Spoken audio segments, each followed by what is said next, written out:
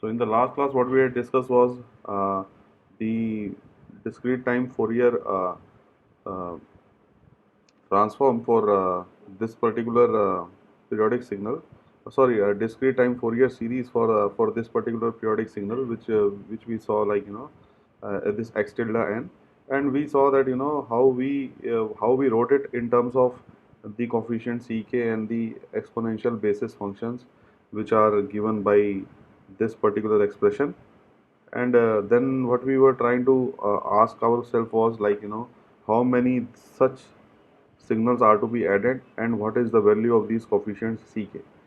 So we answered partially, we answered fully this particular question, that how many of them are to be added, but we stopped at answering that second question, which is how these ck coefficients are to be determined.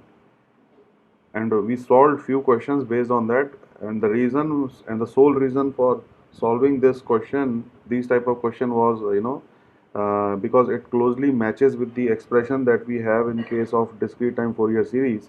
So we can directly compare the coefficients attached to the exponential function, which is which we write for cosine and sine functions because of the Euler expansion.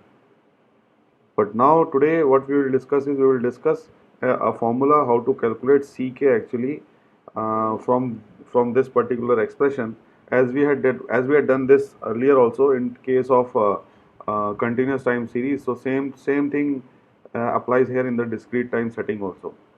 So today's class will be how to determine this coefficient ck. So here if you see, we again make use of the fact, which is if you sum for 0 to let us say n minus 1, and if you sum it onto this particular expression where n is the period of this. So if you have these two complex exponentials which are weighted by m and k, so the thing is, if you evaluate this expression, so what you get at the end is of a concrete solution where it is the answer is n if your m is equal to k and it is 0 elsewhere. So this is more of doing a mathematical way of proving it. So this is actually very simple. So if you do this, then what you will get is, for m is equal to k, you will get n as the answer, elsewhere it will be 0. So this you have to prove yourself. So but what we will be doing is, we will make use of this particular result for getting the coefficients ck. So as you know, we have a periodic signal which we are representing like this. So what we will be doing is, we are actually changing the index now. So earlier the indexing was from let me see, it was k. So now what we are doing is, instead of using k, we are writing m here. So the sole reason for doing this is, again, if you recall back our lecture on continuous time Fourier series also, we had done this variable change during the derivation in that uh, part also. Same thing we are doing here. So here we have this cm tilde e j 2 pi by this, and then we have this. Now what we will do is, we will multiply both the sides by the exponential, which is this. So we are multiplying both the sides by this exponential. So here you will get this a2 pi by capital N mn, and then e to the power j2 pi capital N kn. And now what you have to do is, you have to sum it up over a one period of time. So what you will do is, you will actually sum on the left side from 0 to m minus 0 to n minus 1, and then you have to sum it here also from n equal to 0 to n minus 1. So now once you have this, what you can do is, you can actually change the evaluation of the summations. You can change the order, and by doing so, what you will get is, you will have m is equal to 0 to n minus 1 cm tilde, and then you have n equal to 0 to n minus 1, then you have e to the power j 2 pi by capital N, m minus k n. So this is what you will get when you know flip the not flip, you interchange the summation signs, and now you know the results for this particular setting here. This one, you know the results that when m is equal to k, only at that instant of time, what will happen is, you know, this particular summation will actually turn out to be n. And what happens for this is, you know, only that coefficient will retain. That is, when m is equal to k, only that coefficient will retain. So this sum also goes away.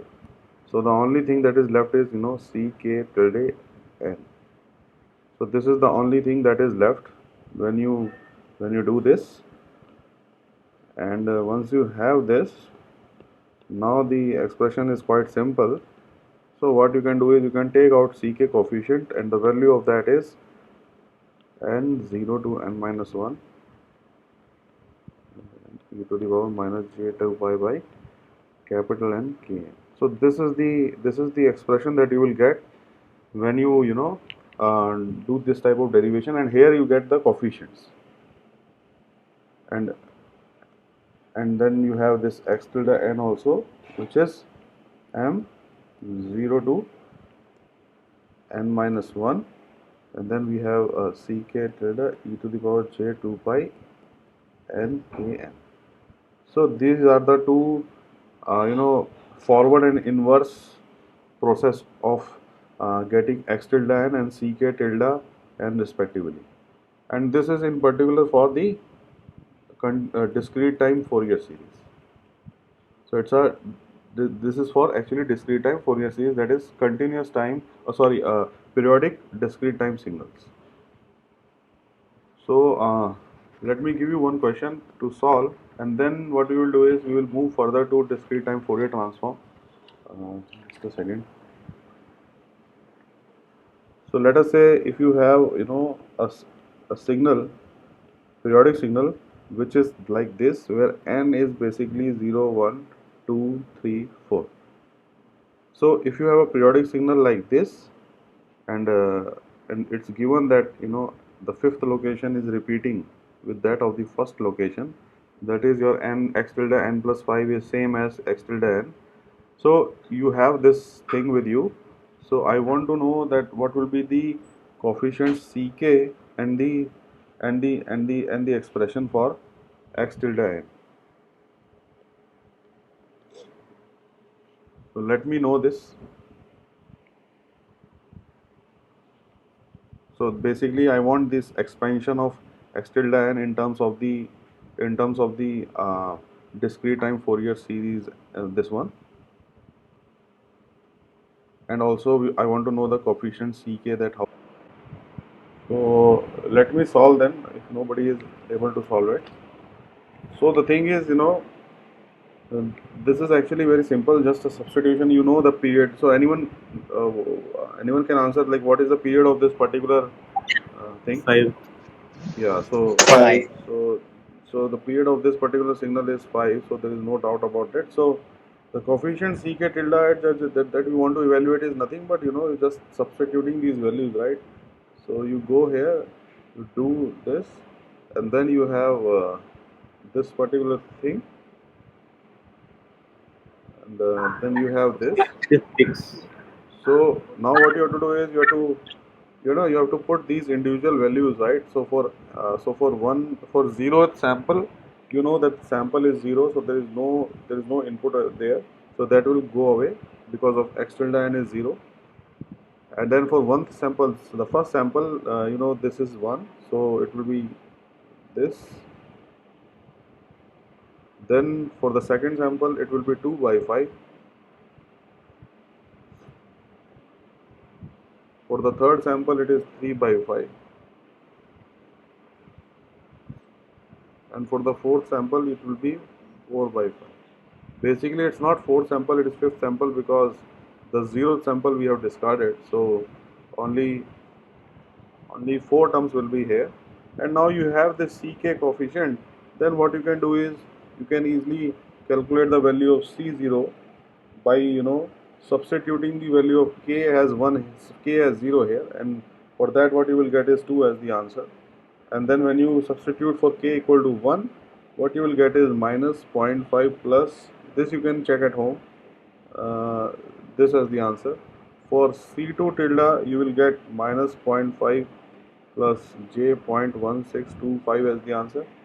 And then you have C3 minus 0.5 minus j 0.1625, and fourth will be minus 0.5 plus minus j 0.6882. So you can use your calculators to calculate these coefficients.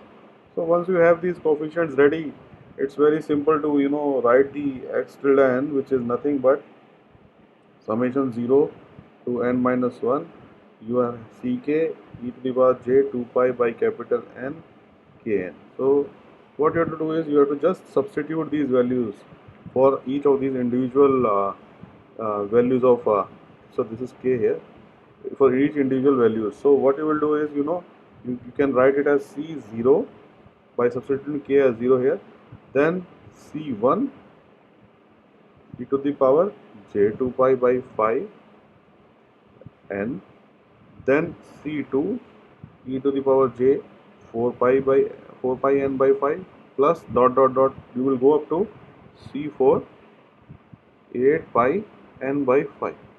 And now you know the coefficients of C0, C1, C2, C3, C4. You have already evaluated it.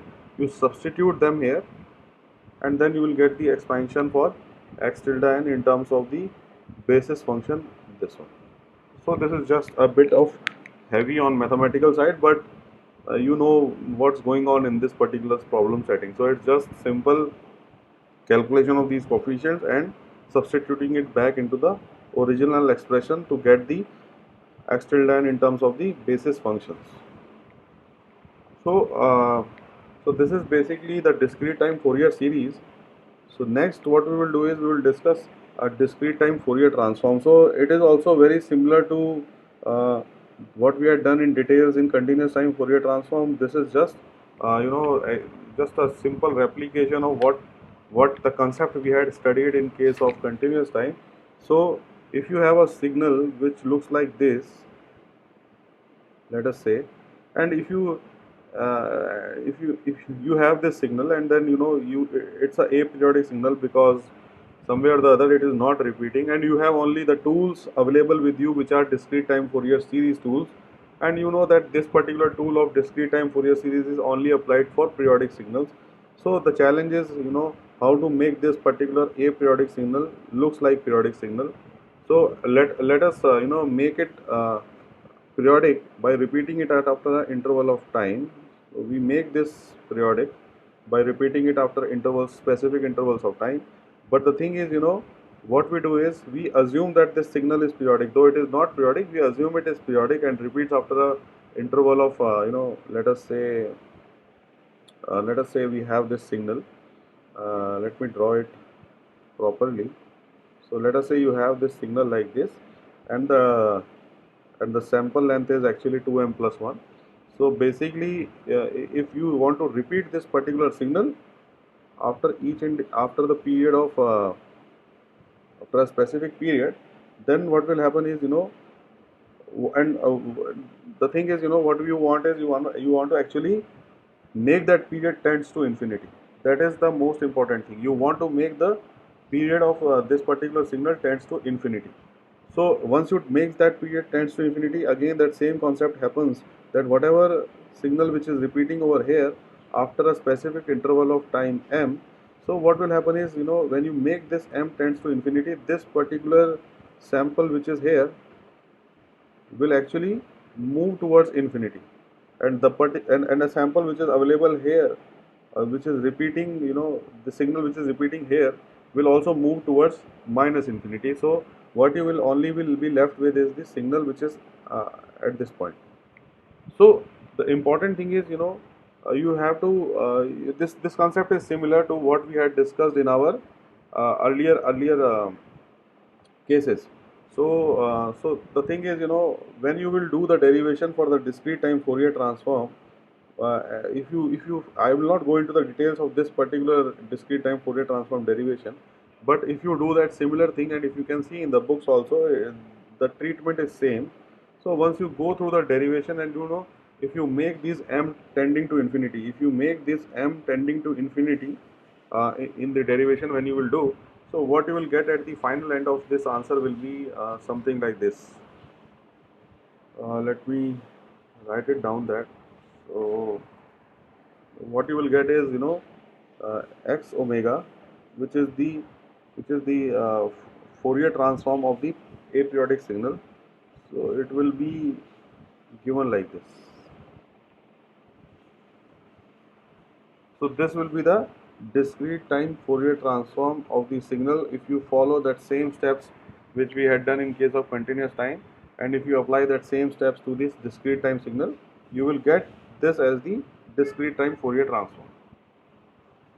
And then you have the inverse also, where you have where you get the xn signal back, that is the signal in the in the time domain. So it will be like 1 over 2 pi integration minus pi to pi x omega e to the power j omega n d omega. So this is basically the inverse dtft. That is, you are actually calling it as inverse dtft because from the frequency domain, from this frequency domain, you are actually coming back to the time domain, and you are calling it as discrete time Fourier transform because from time domain you are actually going to the frequency domain. This we had discussed already also in our earlier lecture. So this is basically the transformation that is performed on the discrete time sequences which are non-periodic. So this is basically the expressions for that. And let me introduce you with some of the properties which we have discussed in similarly in case of continuous time. Same will apply here also. So the properties are very simple, and you can, Hello, sir. yes, Sir, I have one doubt in the equation of the Fourier transform. yes, Sir, here, like in the first equation, there is omega. just a second. Yes, So in the first equation, there is omega. So, like, how do we define omega? Like, what is the value of omega there? omegas are the discrete time samples. So you have to, it is not continuous, you have to discretize it, and it will be, you can see in the derivation also, when you go through the derivation you will see that these omegas will be defined in the predefined intervals. So it is not all the omegas, it will be discretized samples. But once you take the limit of m tending to infinity, so what will happen is these omegas will become a continuous spectrum. So as you make your m, which we are saying as the time period, when we make this tending to infinity, these spectrums will come closer to each other, and the omega will become a continuous spectrum of the time discrete time sequence xn.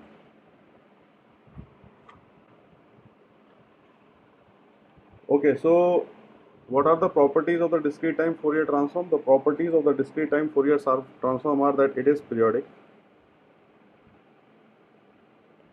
So in periodicity, what happens is, if you repeat after a specific interval of time, this, the periodic, this particular transform is periodic actually.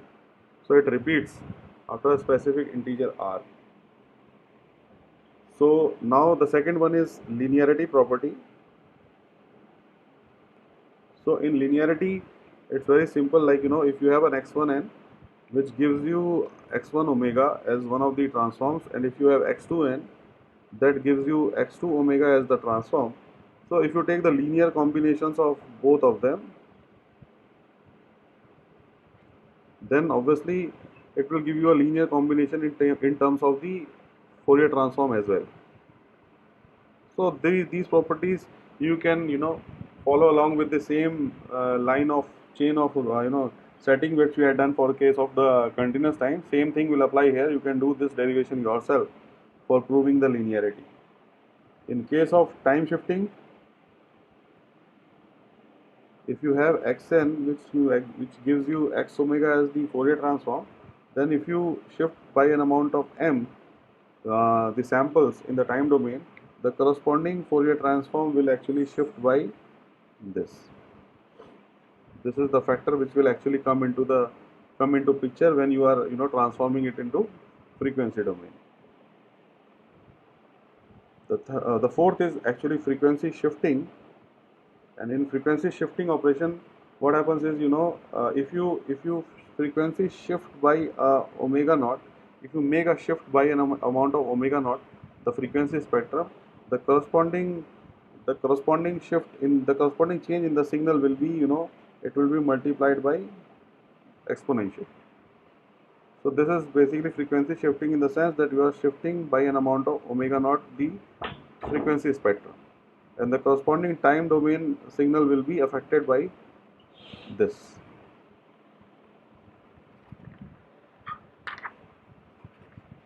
So now what we have is, the modulation property. The modulation property also we had discussed in case of continuous time setting. So what that is, you have xn, which is, given as x of omega. So if you multiply it with cosine of omega naught n, which is the discrete time sequence, so the corresponding spectrum will be, omega minus of omega naught plus x of omega plus omega naught. So this is the spectrum that you will observe when you multiply cos omega naught n with the signal xn. So you can see that the spectrum is shifted, and it is, two spectrums are created out of one. One is at omega naught, another one is at minus omega naught. Similarly, if you do the multiplication with the sine omega naught n, you will get 1 by 2 x of omega minus omega naught exponential j pi by 2 plus x of omega plus omega naught exponential minus plus j pi by 2. So these derivations we had done for case of continuous time, same applies here. So you can do yourself these derivations, and it is very easy also. There is no problem in that. Then we have differentiation in frequency domain. So if you want to do, if you have xn and you have the corresponding frequency spectrum x of omega, and if you do n times x of n, basically if you take the differentiation of the frequency spectrum here, then what will happen is, and if you multiply by j, then what you will get is in the time domain nxn. But if you multiply by n to the time sequence xn, the corresponding spectrum in the frequency domain will be differentiated and will have a j component attached to it. So this is basically the differentiation in the frequency domain which is happening when you multiply n with the xn sequence. And if you keep on doing this, then the corresponding, change in the frequency spectrum will be this.